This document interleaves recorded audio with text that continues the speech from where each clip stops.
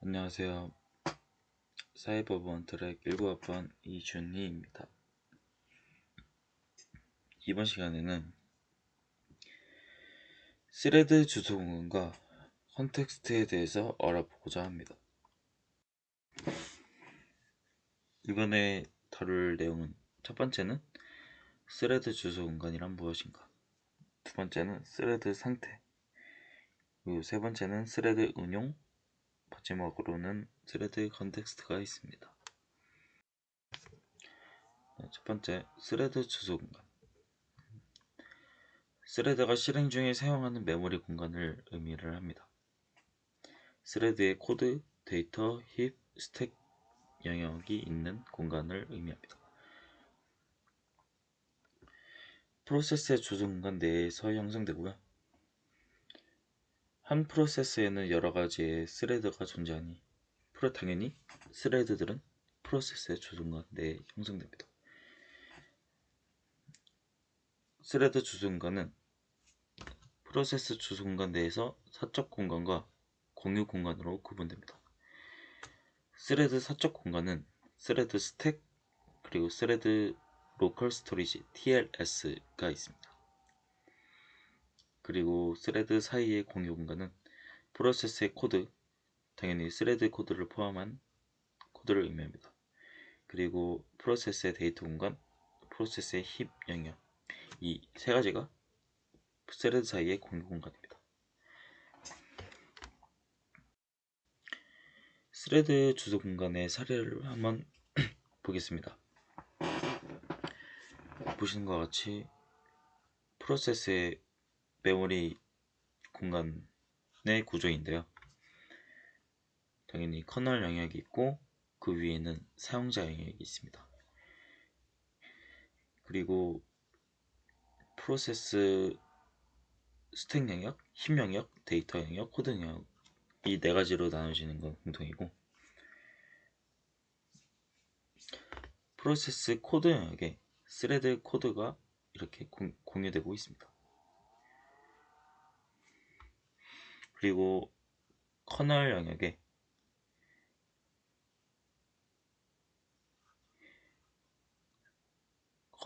이렇게 배치가 되는 걸 볼 수 있습니다. 스레드 커널 스택, 그리고 스레드 사용자 스택, 이런 식으로 배치가 됩니다. 스레드 주소 공간에 대한 설명, 첫 번째인데요. 스레드 코드 영역부터 살펴보겠습니다. 스레드가 실행할 작업의 함수, 프로세스의 코드 영역에 있습니다. 스레드가 실행할 작업의 함수가 들어간 영역입니다. 스레드는 프로세스의 코드 영역에 있는 다른 모든 함수를 호출 가능합니다. 그 프로세스 코드 영역이 스레드들 간에 공유되는 공간이므로 당연한 이야기이긴 합니다. 다음으로 스레드 데이터 영역. 스레드가 사용할 수 있는 데이터 공간을 의미하고, 프로세스에 사용된 모든 전역 변수들이 들어가 있는 영역입니다. 프로세스의 데이터 영역을 의미하죠. 그리고 다음으로는 개별 스레드의 전용 변수 공간. 스레드 각각의 전용 변수가 들어가는 공간이라고 생각하시면 됩니다. 스레드 로컬 스토리지 TLS입니다. 다음으로 스레드 힙에 대해서 알아보겠습니다. 모든 스레드가 동적 할당받는 공간입니다. 프로세스의 힙 공간을 공유하여 사용하고, 스레드에서 멜록을 호출하면 프로세스의 힙 공간에서 메모리를 동적으로 할당합니다. 그리고 스레드 스택. 스레드가 생성될 때 프로세스에게 할당된 스택에서 사용자 스택으로 할당을 합니다. 그리고 커널 공간의 스레드마다 커널 스택을 할당합니다. 또한 스레드가 시스템 콜로 커널에 진입할 때 커널 스택을 활용합니다. 그리고 스레드가 종료 시 스레드가 할당받은 사용자 스택과 커널 스택은 반환합니다.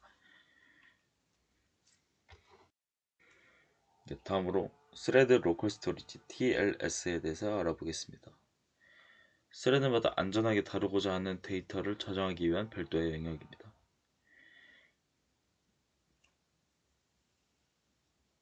프로세스의 데이터 영역은 모든 스레드의 공용 공간이기 때문에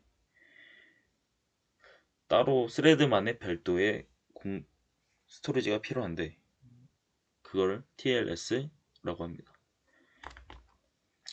스레드가 자신만 사용할 변수들을 선언할 수 있는 영역이고 생성되는 영역은 운영 OS마다 다르고 대체로 힙이나 스택에 할당됩니다. 그리고 프로그램에서 할당받는 방법 또한 프로그래밍 언어마다 다릅니다. 그리고 다음은 C 언어에서 스레드 로컬 스토리지 TLS를 할당하는 사례를 같이 한번 살펴보겠습니다.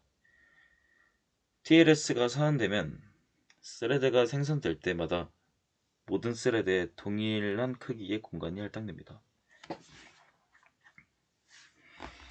예를 들어 스택, 스레드, 변수 이름은 스레드, 그리고 스태틱이라는 키워드를 사용하여 정적 변수로 만들었고 자료형은 int, 그리고 변수명은 sum, 그리고 값은 5를 할당했습니다.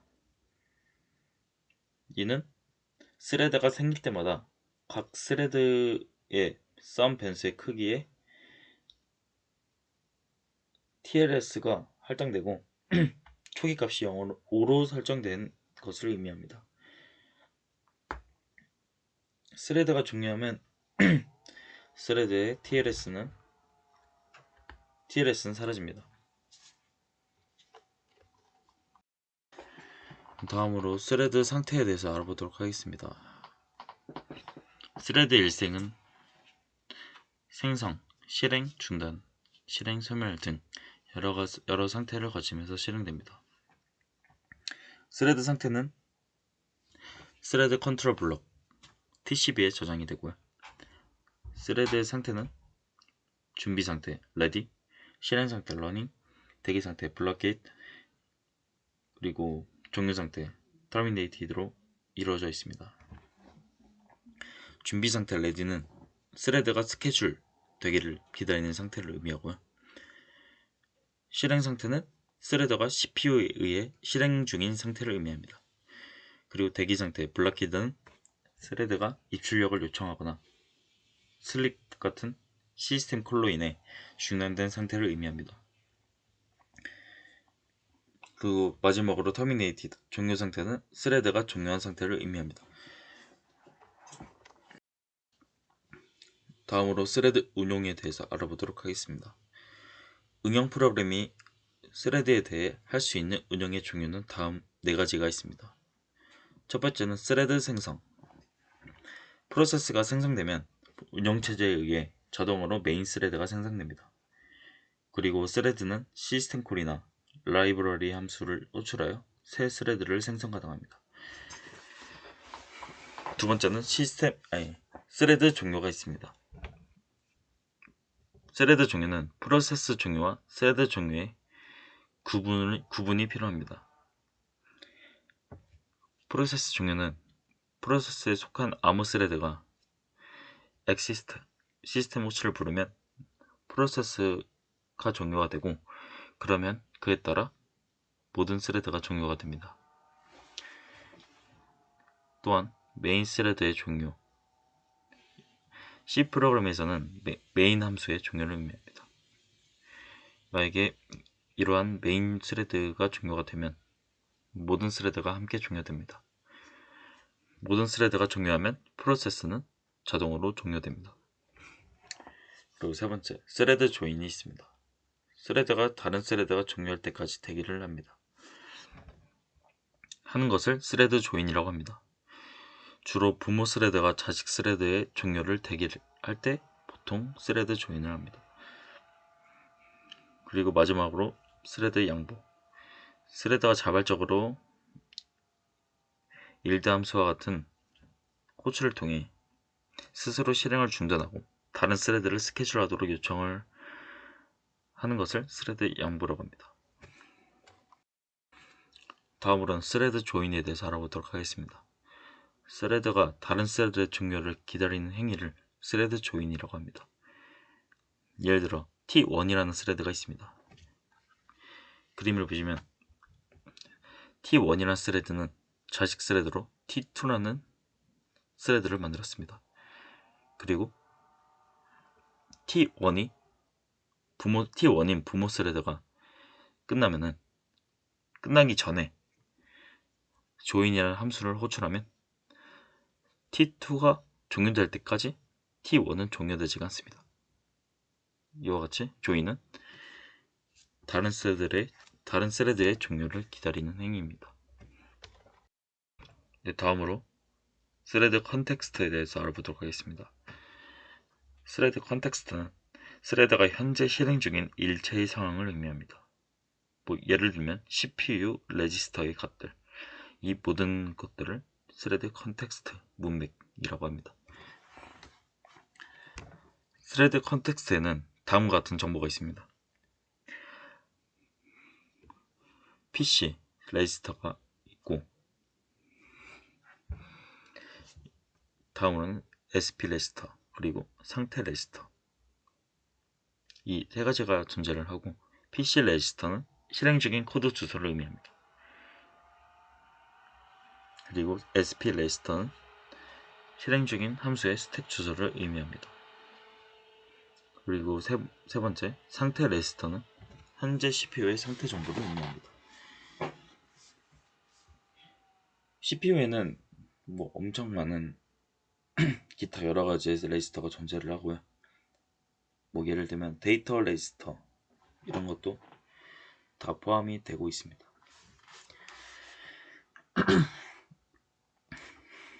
그리고 컨텍스트 스위치 될 때 스레드의 모든 정보들은 TCP에 저장됩니다. 그리고 이러한 모든 정보인 스레드 컨텍스트를 저장해 두었다가 CPU에 복귀시키면 이전에 중단된 상태에서 실행할 수 있습니다. 다음으로는 스레드 제어 블록 TCP에 대해서 알아보도록 하겠습니다. TCP는 스레드를 실행 단위로 다루기 위해 스레드에 관한 정보를 담은 구조체입니다. TCP를 스레드 엔터티, 스케줄링 엔터티라고도 불리기도 합니다. TCP는 커널 영역에 만들어지고 커널에 의해서 관리됩니다. 스레드가 생성될 때 커널에 의해 만들어지고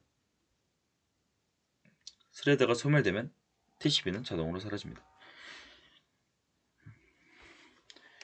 네, 밑에 사진은 스레드 정보, 컨텍스트, 스케줄링, 포인터들의 각각의 요소마다 설명을 다룬 사진입니다. 다음으로는 스레드와 TCP 그리고 PCB 프로세스 컨트롤 블록과의 관계에 대해서 알아보도록 하겠습니다. 프로세스는 스레드들이 생기고 활동하는 자원의 컨테이너입니다. 즉 프로세스는 여러 스레드로 구성되어 있습니다. 그래서 TCB들은 링크드 리스트로 연결이 되어 있고요. 그러한 링크드 리스트로 연결한 것을 보여주는 그림이 아래 사진과 같습니다. 커널은 CPU 스케줄링 시 전체 TCP 중 하나를 선택해 스레드를 실행시킵니다. 다음으로는 준비 리스트와 블록 리스트에 대해서 알아보도록 하겠습니다. 준비 리스트는 준비 상태에 있는 스레드들의 TCP를 연결하는 링크드 리스트입니다. 스레드 스케줄링은 준비 리스트의 TCP들 중 하나를 선택합니다. 그리고 블록 리스트에 대해서 알아보도록 하겠습니다.